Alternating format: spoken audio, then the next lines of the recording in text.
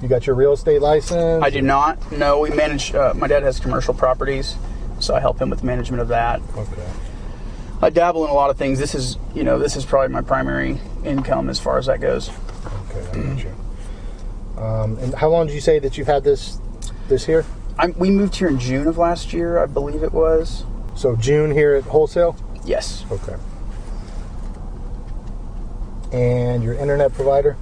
Is Ozarks Go.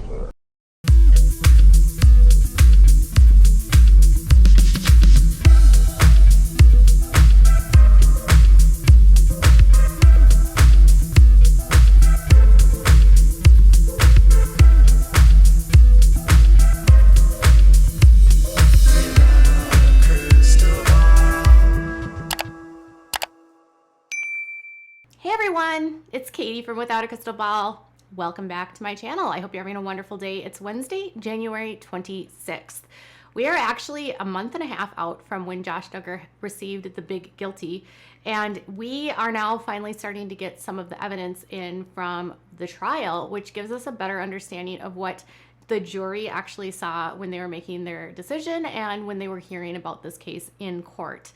One of the challenging aspects for me has been trying to share all of the details of what's been going on without having a lot of visual cues of what the place looked like that he was at, what the interior looked like, what the computer looked like. Like, we literally had no information simply because it was a closed courtroom that had no audio and no video. And on the federal court level, due to the subject matter, there just wasn't a lot of anything that we could share.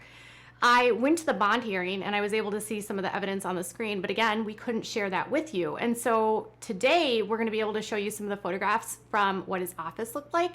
And then the Daily Mail was able to obtain the audio recording of Josh Duggar speaking to Agent Faulkner and Agent Aycock back in November 2019. So one thing that I have always thought was really odd about the Duggars is they have like a zillion different LLCs, and all of the boys have businesses, but some of the businesses, they don't look like robust businesses.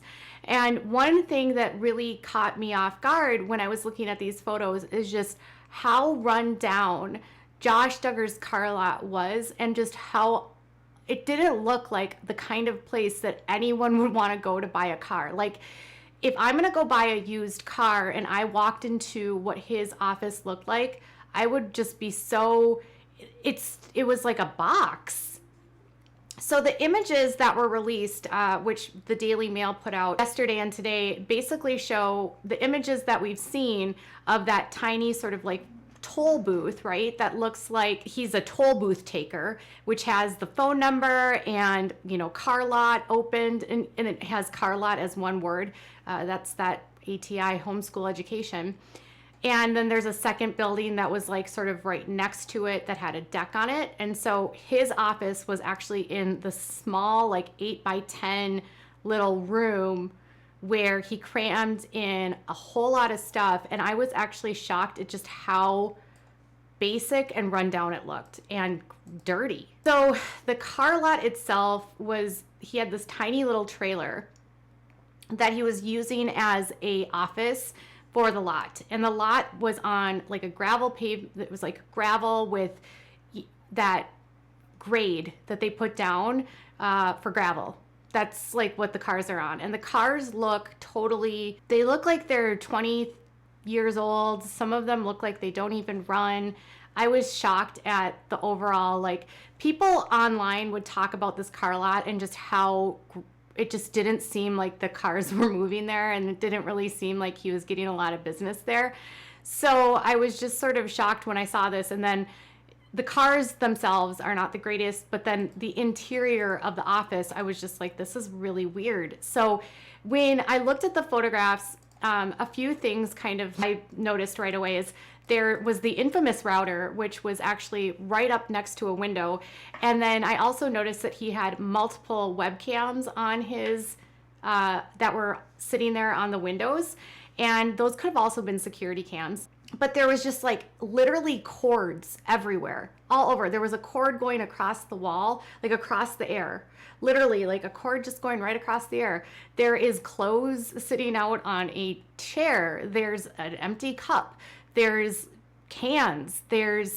It literally just looks like somebody threw a bunch of stuff out, and like the floor has stuff all over it. The walls look dirty. It looks filthy. And I understand when you work with cars, you're going to have some level of dirt, but this, I was like, even the desk looked decrepit.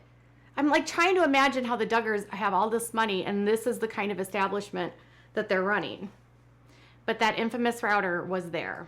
There was another aspect that I thought was really weird, because when he has all of this and in court, they kept saying that the windows on this little 8x10 box didn't have any blinds. When I looked, I noticed blinds on literally every window, and some of the blinds were strapped like all the way down. There was printers. There looked like almost a cat or a dog bowl of water on the floor. I'm like sitting here going, what is this? And then a random like paper towels. Even the door is filthy. I'm trying to imagine what kind of work environment this would be where you're getting anything done. And on top of that, just cords everywhere. To me, it looks more like someone that's spending a lot of time in like their indoor, like creepy lair where they're doing gross things. And that's the vibe I got from this. Notwithstanding the disgustingness of his office, which, you know, the Duggars have spent quite a bit of time proving to us over the years that, you know, cleanliness isn't the top priority. Some of the other aspects that we were able to get out of this were that now that we talked about how gross I think his interior of his office is, I wanted to look through some of the photographs that they had been listing as evidence. So we talked a lot about during the trial about how they were using photographs that he had taken off of that they geolocated to the car lot, and they were able to pinpoint the time that he was at the car lot along with when the time of things were being downloaded.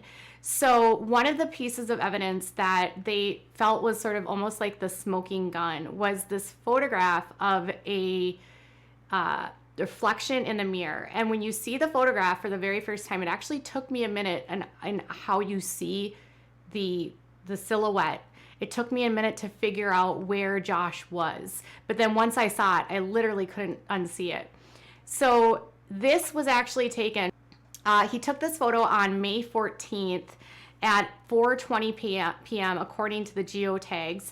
And in the silhouette, you see Josh, which what appears to be holding a phone, and then you can see his hat on top of his head.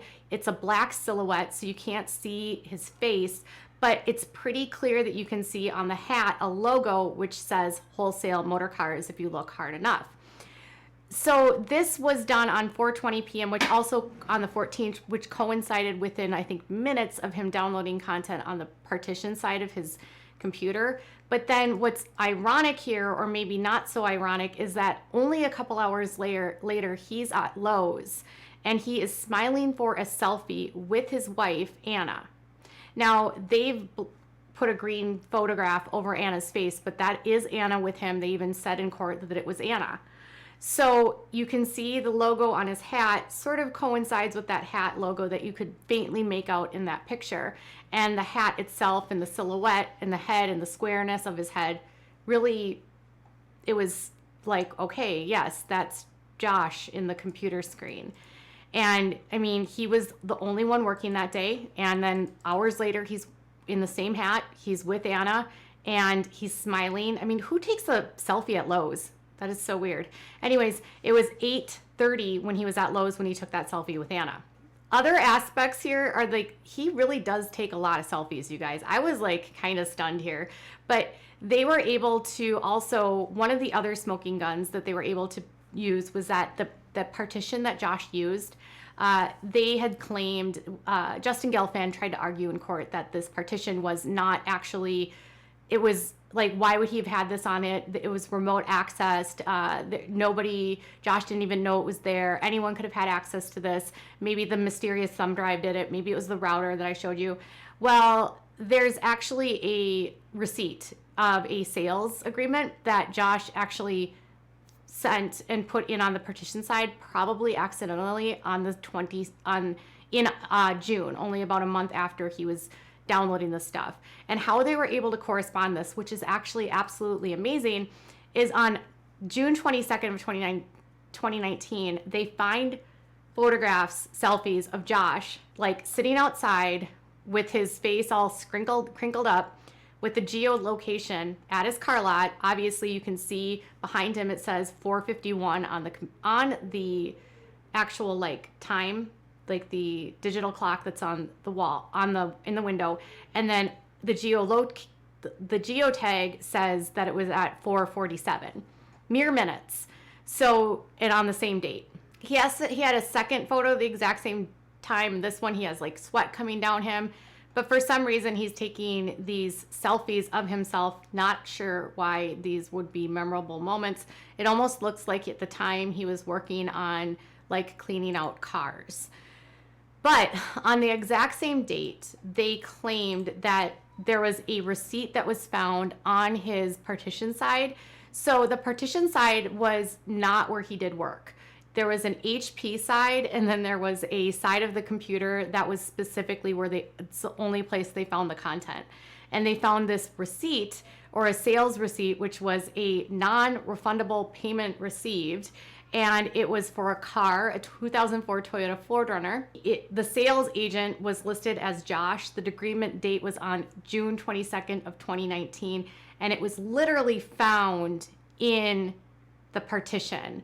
Josh was the only person working that day. Obviously, he's the only sales agent there named Josh that day, and the sales date of the 22nd of June, 2019. So Josh was able to access the partition side, place himself in the partition side by putting this sales receipt in there, and then they were able to correspond that to a photograph, selfie they found of him on the same date, placing him at the car lot. The links that these investigators went to is pretty amazing. It's impeccable, the amount of time and effort they put into this, and it's incredible how much they actually were able to find within his phone and within his computers. Other parts that were hard to describe without actually like looking at the evidence was when we were talking about what his computer looked like, what the home screen looked like.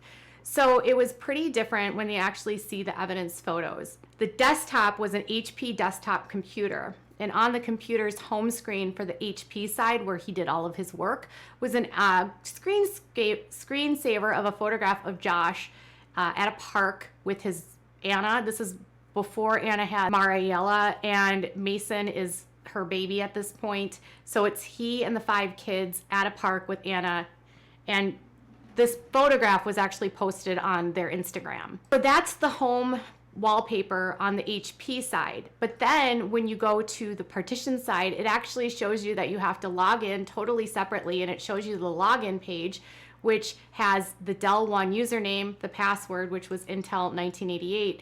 And when you actually open up that side, that's where you see that it's got a completely different desktop view, and it's a mountain landscape. And there's there's only a couple different pieces on there, which includes the Tor browser. He has a peer-to-peer file sharing network on there, and he has that VLC media player that he can use to watch the videos. And then there's also a transmitter, which is another like Ubuntu, which is the uTorrent is for the video peer-to-peer file sharing networks, but transmitter is another one. Transmission, I think, is what it's called. And then they actually open up and show you what the uTorrent looks like when you're on the partition side. So you see what he was using. You see that it looks totally different than the HP side. You see that they have to log in when they actually like log into the computer. Had to be done at boot up. They couldn't do it remotely. So when everything is actually visually in front of you, it's like, okay, this isn't, it might have been, they might have been trying to confuse us, but they didn't do a very good job, because there was so much evidence that really placed Josh there. He made a mistake and he went into the partition on the 22nd. He put in that sales receipt. He happened to take a selfie of himself that same date. He took a selfie. He took a photograph of a YouTube video on a date that he was downloading stuff, which had his reflection in there. Then a couple hours later, he takes a selfie with Anna. Josh's selfie obsession ultimately became his undoing in some respects. And then maybe just his inability to be diligent in his work, as Anna would say, led to his downfall. And it's good that he was caught. So overall, I was very impressed with what we've been able to ascertain so far from the Daily Mail. They've released portions of his interview with HSI, which I'm going to do in another video in a few minutes. But this right now is just give you an understanding of just like, to me, it's very clear that he did this. Like, he has they have him at the computer. You can see him in the silhouette. He's got the hat on a couple hours later. He's at the car lot on the 22nd. There's a sales receipt on the Partition Side. Josh was claiming that, you know, this wasn't him, so he never would have accessed it. Somebody else installed it. Well, then why on the 22nd of June is Josh accessing the side, and on that side they find this receipt which has Josh's name on it? And I don't know if they verified with that buyer if it was Josh who sold it to them, but I'm assuming they must have. So overall, I'm impressed with the amount of digital evidence that they had to tie Josh to this. Two, I think it's really disgusting that given all of this evidence, and after seeing all this evidence, that Anna can still believe he's innocent. I wanted to give her the benefit of the doubt. And listen, I know that denial is a strong pill to swallow, and you can actually have a hard time accepting the truth, but you have to be very ignorant or very delusional, in my opinion, brainwashed, if you're gonna ignore every piece of evidence here and claim that your husband is innocent. And we're gonna go in next into the video about his interview, which is so shocking. All right, you guys, tell me what your thoughts are in the comments below. Bye, guys.